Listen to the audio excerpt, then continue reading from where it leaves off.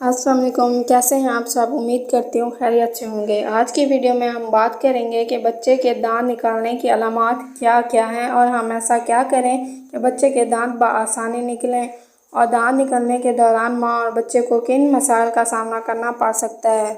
सबसे पहले बात करेंगे what is baby teething. Baby teething क्या है? बच्चे का मसूड़ों से दांत निकलने का प्रोसेस को बेबी टीथिंग कहते हैं, और ये प्रोसेस 4 से 24 मंथ तक चलता है।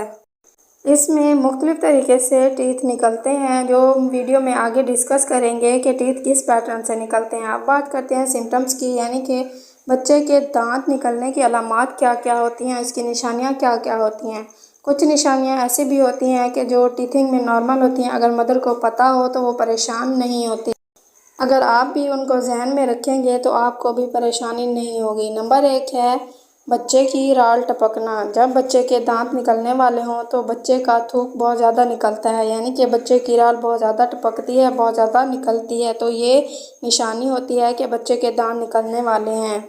इसके अलावा भी आपको मसूड़ों के ऊपर सुर्खी यानी लाली नज़र आएगी, और इससे भी माएँ अंदाज़ा लगा लेती हैं कि बच्चे के दांत निकलने वाले हैं। दूसरे नंबर पर है नींद की कमी। बच्चे को सही से नींद नहीं आती, वो रात को बेचैन रहता है और बहुत ज़्यादा रोता है, सो नहीं पाता, क्योंकि उसको परेशानी हो रही होती है, उसको मसूड़ों में इरिटेशन होती है और उसकी नींद में भी कमी हो जाती है। तीसरे नंबर पर है बच्चे के मुंह के गिर्द, होंठों के गिर्द रैश हो जाना। जैसा कि मैंने आपको बताया कि थूक ज़्यादा निकलता है तो मुंह के गिर्द इन्फेक्शन हो जाता है। ये रैश हल्के भी हो सकते हैं और ज़्यादा भी, इसलिए ज़रूरी है कि जब भी बच्चा थूक निकाले तो उसको फ़ौरन रुमाल से साफ़ कर लें, और इस बात का ख़ास ख्याल रखना है कि जिस रुमाल से आप बच्चे का मुंह साफ़ कर रही हैं वो साफ़ सुथरा हो, वरना जरासीम से मज़ीद इन्फेक्शन बढ़ेगा।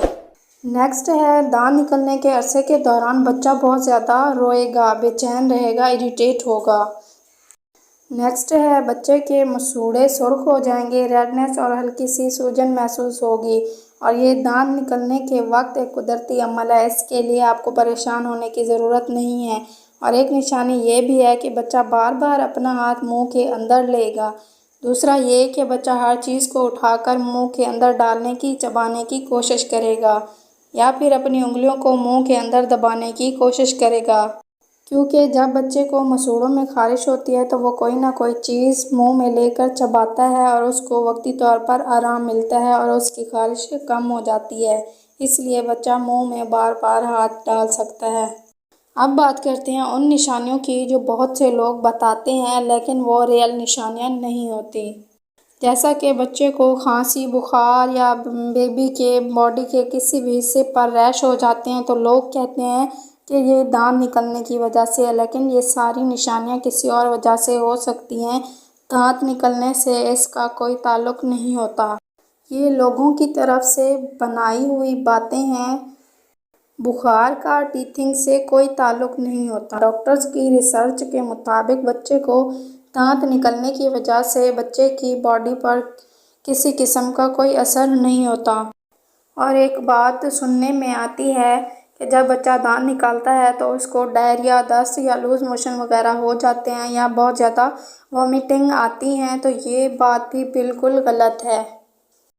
अब बात करते हैं दांत निकलने की तरतीब क्या है, यानी कि टीथिंग पैटर्न क्या है। सामने वाले दांत 6 से 12 हफ्तों में निकलते हैं, और पीछे वाले चबाने वाले दांत 9 से 16 माह में निकलते हैं। साइड के नोक वाले दांत 16 से 23 माह में निकलते हैं, और बैक साइड वाले दांत 13 से 19 माह में निकलते हैं, और सेकंड मोलर 22 से 24 मंथ्स में निकलते हैं। ये तरतीब है दांत निकलने की। अब बात करते हैं कि हम ऐसा क्या करें कि बच्चे के दांत बआसानी निकलें, हम बच्चे की कैसे मदद कर सकते हैं। नंबर 1 है क्लीनिंग। मदर अपने हाथों को अच्छे से धोकर बच्चे के मसूड़ों को हल्का हल्का दबाए तो उसका मसाज करे, और ये बहुत ही अच्छी एक्सरसाइज है, उससे बच्चे को सूजन कम होगी और आराम मिलेगा। नंबर 2 है टीथर। मार्केट में टीथर अवेलेबल होते हैं, आप वो भी यूज़ कर सकती हैं, उससे भी बच्चे को दांत निकालने में काफ़ी हेल्प होगी। नंबर 3 है बैंगन। आप बच्चे को बैंगन काट कर उसका एक पीस दें, वो उसको चबा चबा कर अपने मसूड़ों को आराम पहुंचाएगा। इससे बच्चे की सेहत भी अच्छी होगी और उसके गम्स का भी मसाज हो जाएगा। लास्ट है ब्रेस्ट फीडिंग।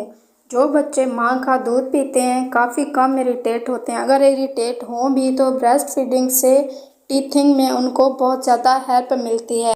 उम्मीद करती हूँ ये वीडियो काफ़ी इन्फॉर्मेटिव रही होगी। मेरी मोटिवेशन के लिए मेरे चैनल को सब्सक्राइब करें, मेरी वीडियो को लाइक करें और न्यू मॉम्स के साथ शेयर ज़रूर करें। और अगर कोई सवाल है तो कमेंट में ज़रूर पूछें। अल्लाह हाफ़िज़।